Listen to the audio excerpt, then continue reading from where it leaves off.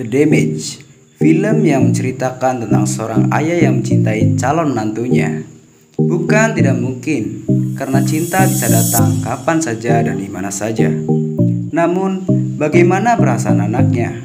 Bukan ayahnya yang jahat, tetapi nafsu yang tidak bisa dibendung olehnya. Langsung aja kita ke videonya.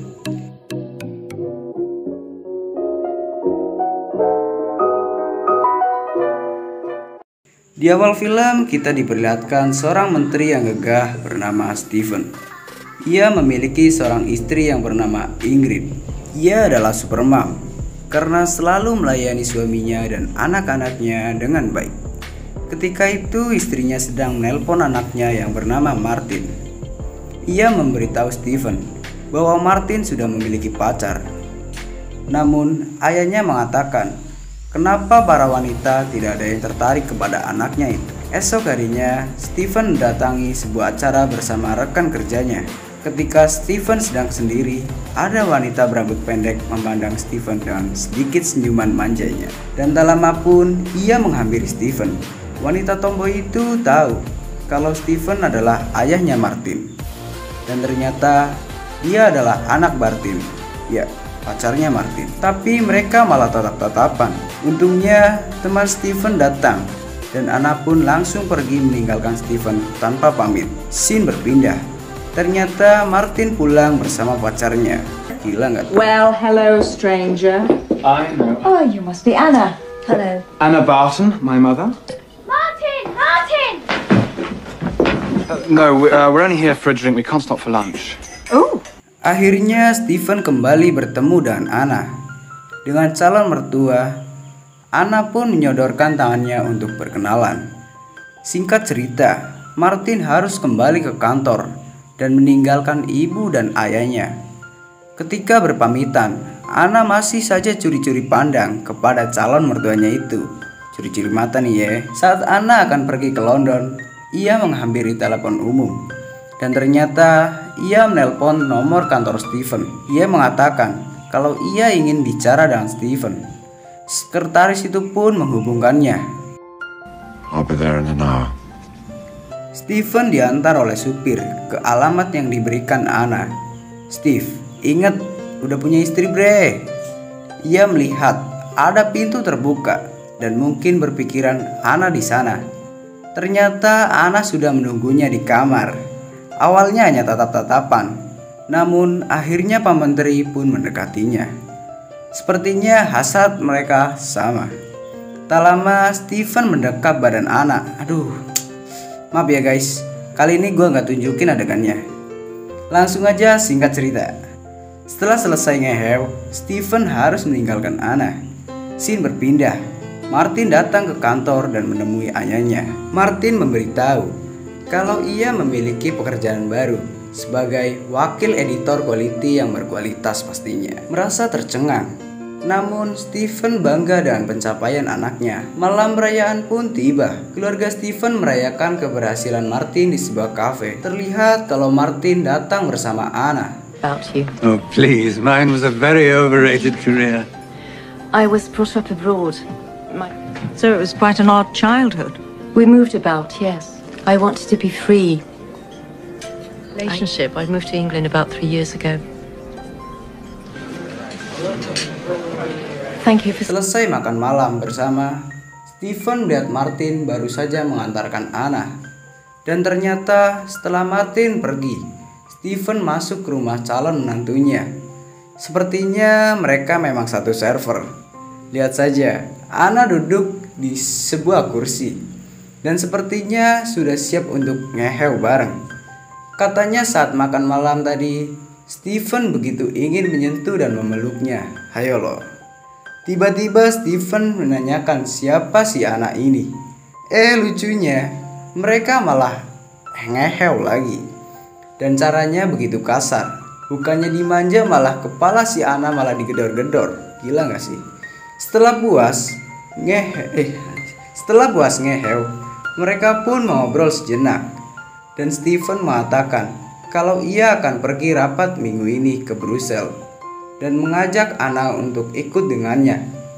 Namun ternyata Anna akan menghabiskan waktu bersama Martin. Ia lebih memilih Martin daripada cowok mertuanya itu. Esok paginya, Stephen siap-siap untuk pergi rapat. Dan tak lupa Ingrid meminta kiss dari suaminya itu. Singkat cerita, Stephen keluar dari ruangan rapat dan akan pulang ke apartemennya.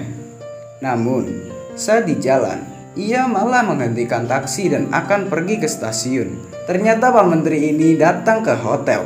Seperti yang kita tahu, bahwa di hotel itu ada Martin dan Anna. Lewat telepon hotel, Stephen menelpon Nona Martin. Ia mengatakan belok kiri dari hotel. Oui, bien merci. Bukan tidak mungkin. Akhirnya Anna pun menyusul Stephen dan mereka bisa ketemuan. Masih jalan saja. Udah kelihatan kalau mereka sudah tatan. Namun, mereka belum bisa ewong karena Anna harus kembali ke hotelnya. Akhirnya Stephen pun memesan kamar untuknya di hotel. Belum lama di kamar, ia sudah melihat kebersamaan Anna dengan anaknya. Buat kalian para Johnnikers, gimana rasanya melihat wanita yang kalian cintai bersama pria lain? Ya, sama seperti Bapak Menteri ini. Ia merasa cemburu kepada anaknya. Sudah datang jauh-jauh, tapi malah Stephen harus merasakan sakitnya patah hati. Singkat cerita, Stephen sudah pulang ke rumah.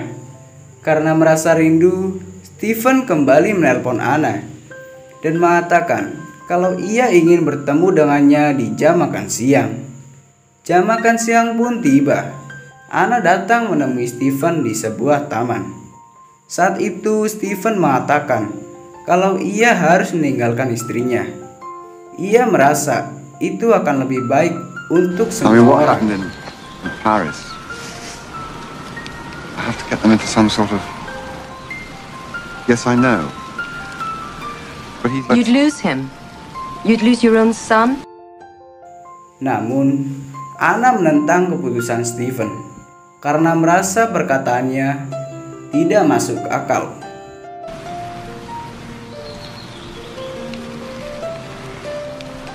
Thursday. Esok harinya, Stephen kembali datang ke rumah Anna. Namun saat itu waktunya tidak tepat. Karena saat itu di rumah Anna ada sahabatnya. Alhasil, Anna harus mencari alasan dengan kedatangan calon mertuanya itu.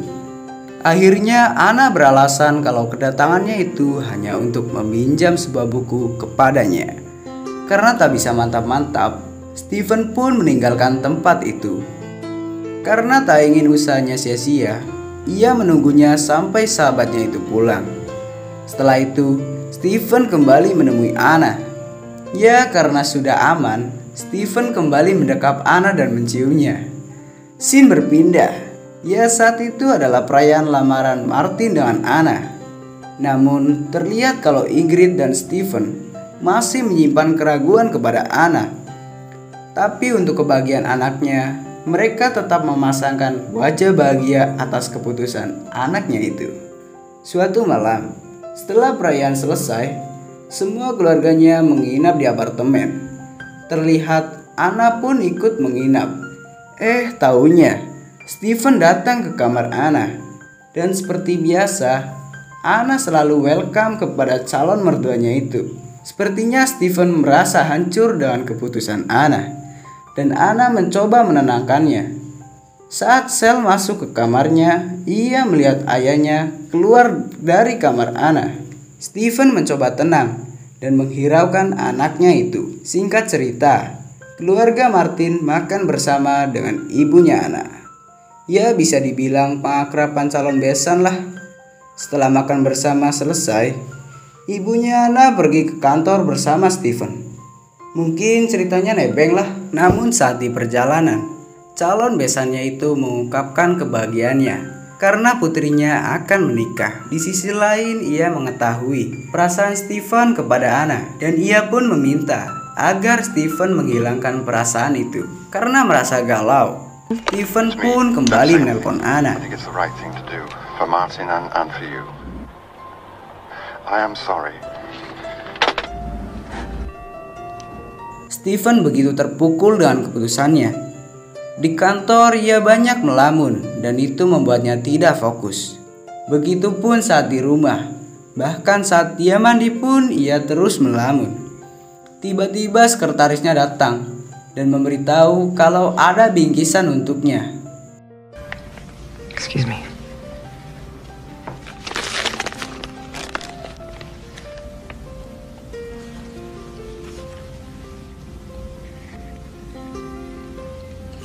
Setelah mendapatkan kunci itu, Stephen pergi dan meninggalkan kantor. Ternyata ia datang ke apartemen yang dulu sempat dijadikan tempat pertemuan mereka. Saat Stephen masuk, di kamar itu tidak ada siapapun dan nampak kosong. Kemudian Stephen melihat ada sebuah buku di meja dan ia pun membukanya. Di sisi lain, istri dan anaknya sedang sibuk mempersiapkan acara pernikahan Martin dan Anna. Singkat cerita, Anna pergi ke apartemen itu dan beberapa tangkai bunga di tangannya. Ia memperhatikan kasurnya, mungkin saja untuk ngeheo nanti dengan Stephen, ya kan? Di sisi lain, Stephen berlari untuk datang lagi ke apartemen itu. Semuanya sudah rapi. Anna tinggal menunggu dan akhirnya pangeran pun datang. Mungkin sudah banyak menyimpan kerinduan dan kini akhirnya mereka bisa bersama lagi. Mereka memuaskan kebersamaannya dengan makan bersama sampai dengan bercumbu mesra. Terlihat kalau Stephen dan Anna begitu bahagia dengan kebersamaannya itu. Karena Martin tidak tahu kalau Anna sedang tidak di kantor, ia pun datang ke apartemen dan mencoba menemuinya. Seperti yang kita tahu, kalau di kamar itu ada ayahnya dan Anna. Perlahan Martin menaiki buah tangga yang amat banyak itu. Sampai akhirnya ia berjalan secara perlahan menghampiri pintu yang berada di tengah. Tampaknya mulai ada kecurigaan dalam diri Martin dengan calon istrinya itu. Martin membuka pintu itu dan jejeng.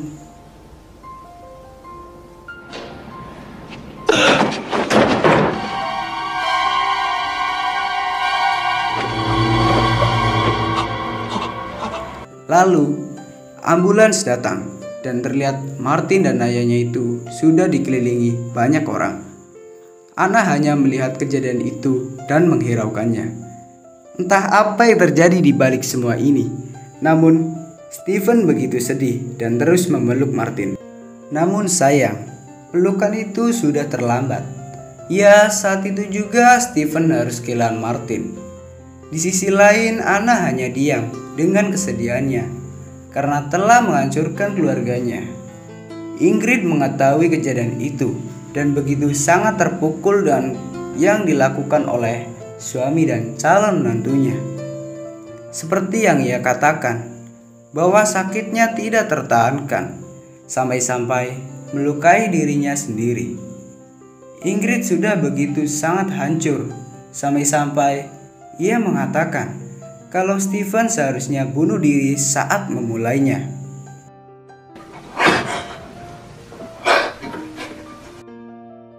Stephen mencoba menenangkannya dengan memberikannya sebuah pil.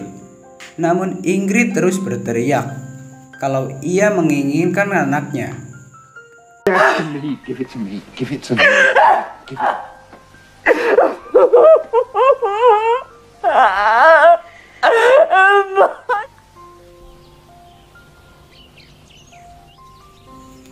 Setelah semuanya hilang, Stephen harus kehilangan pekerjaannya, keluarganya, dan begitu pun Anna. Kini Anna sudah bersama orang lain. Sementara Stephen kini hidup sebatang kara dengan menghabiskan sisa-sisa umurnya dengan penyesalan. Dan film pun berakhir. Ya, cinta memang rumit kalau kita salah menempatkannya. Terkadang kita harus berpikir sebelum bertindak, ya agar tidak ada penyesalan setelahnya. Buat Martin, semoga lo tenang di sana ya, dan bisa memaafkan kehilafan bapak lo. Dan buat kalian para soligiawan, tempatkan cinta kalian pada tempat yang tepat. Jangan sampai kalian harus berakhir dengan tragis seperti Martin. Saya selaku dari Nyeritakna Film, terima kasih karena telah menonton. See you next video.